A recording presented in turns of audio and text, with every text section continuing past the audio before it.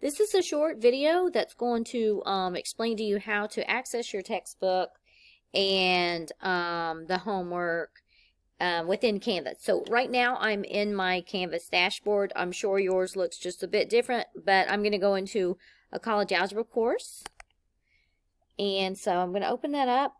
And I think I have it defaulting to the modules page, so you're going to see your modules page.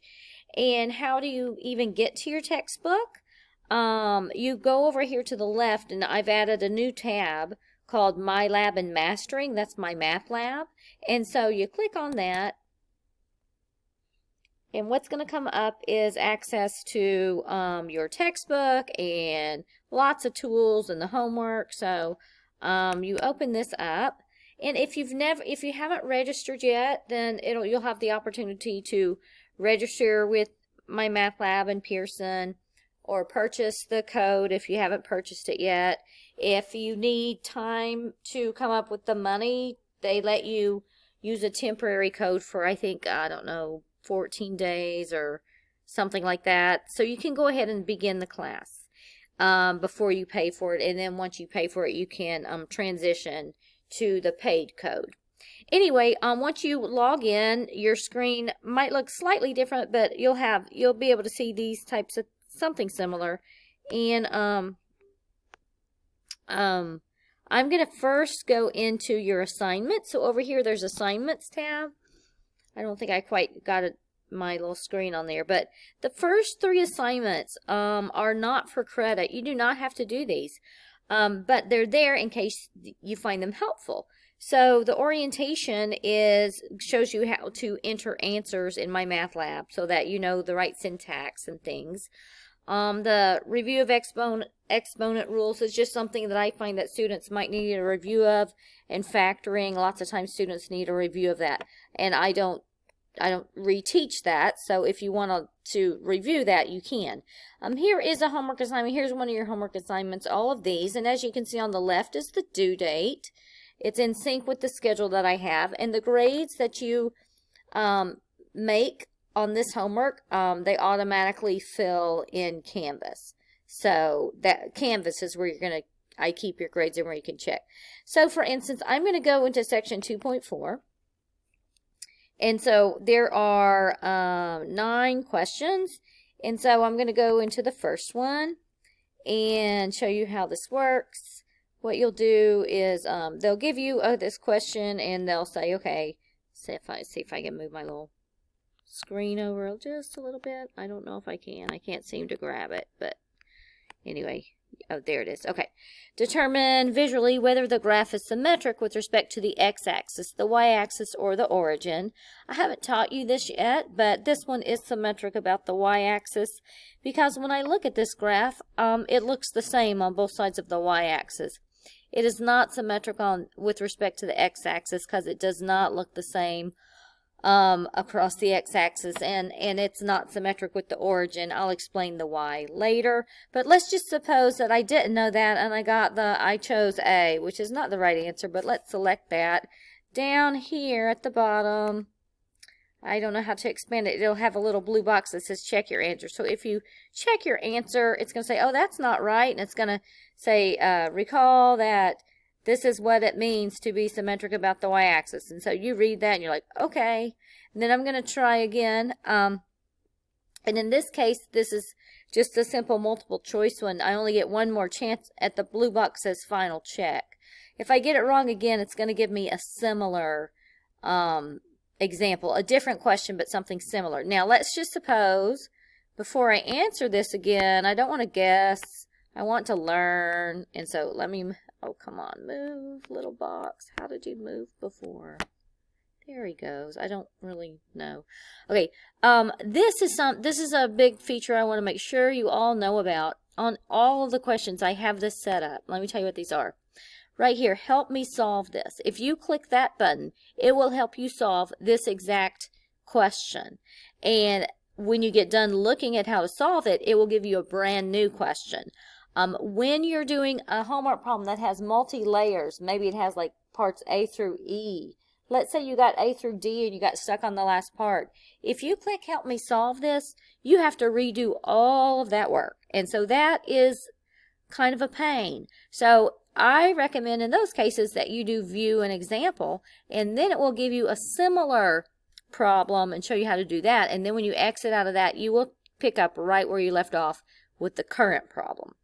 I'm not quite sure what animation is, but I'm guessing it's some kind of animation about the problem.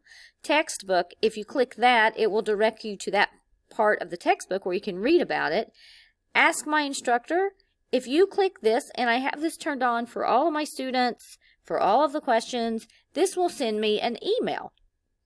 And it will connect your name to this problem, and you are allowed to say, I don't know what's going on in this problem. Can you help me out? And I have it turned on purpose so that I can help students when they get into trouble. And so I can send you a little explanation of that. If you want to print the problem, there is that. So this is the helps that are available to you.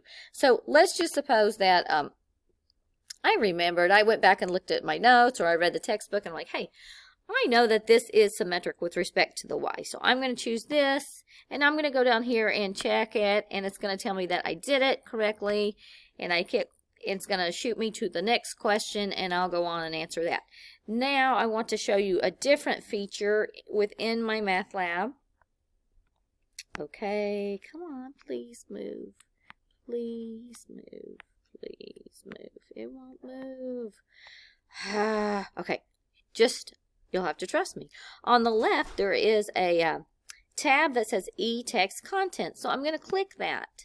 And when I click that, no, I got to show you what this says. There it goes. When I click that, it gives me all of this. It tells me the chapter. So let's just say I was having trouble with section 2.2, or not that I was having trouble. I just wanted to know what was going on, and I was reading it before I had to do my homework on it. So you can just click that and click that, and then you're going to click eText, and so this will pop up the electronic version of the textbook, and you can see what this looks like.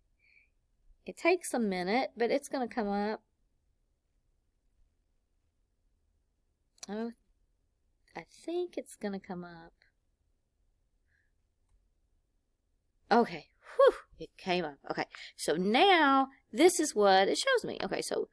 Okay, this is the textbook, and so over here there is the little left tab, right tab. You can, if you want to see the next page, you click the right tab. If you want to see the page before, you click the left tab, but you can read all of this. Now, so that's how you access the textbook. Also, for test reviews, the test reviews are straight out of the book. They are not my math lab problems, because my tests are paper tests that you have to write your answers.